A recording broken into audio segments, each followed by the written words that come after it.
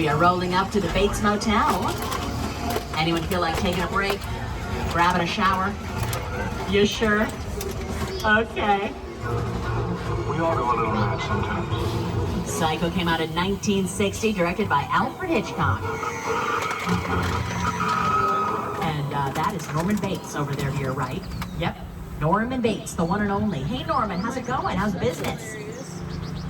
You thriving? You got any vacancies? Okay, Norman is a total professional. He runs this motel by himself, takes a lot of work, but he's always taking great care of his customers. I mean, look, helping someone to their car. Too kind. Wait, hold on, that's the trunk, Norman.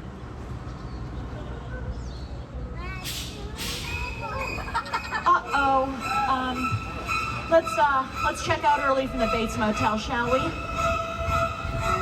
Norman, leave us alone.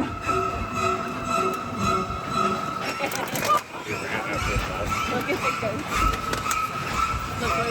I can't believe that just happened.